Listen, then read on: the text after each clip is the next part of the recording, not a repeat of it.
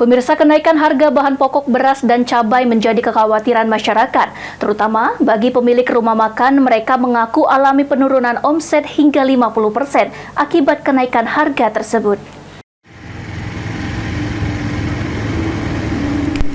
Kenaikan harga bahan pokok terutama beras dan cabai dalam beberapa bulan terakhir telah memukul pengusaha rumah makan di Kota Pangkalan Balai, Banyuasin.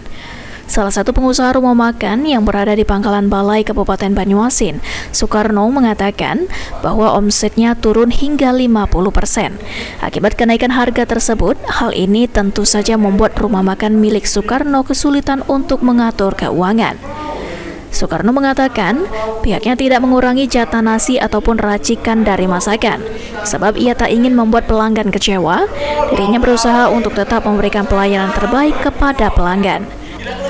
Soekarno juga menjelaskan dirinya masih bertahan di harga normal dan menunggu instruksi dari paguyuban. Jika memungkinkan, harga jual akan dinaikkan agar keuangan tidak jadi minus.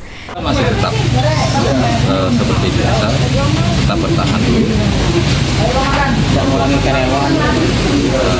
Belum, sementara belum. Mengurangi ukuran ayam? Tidak, itu masih tetap bertahan. Mungkin kalau ada instruksi dari tukang kelompok atau ingin naikkan harga nanti.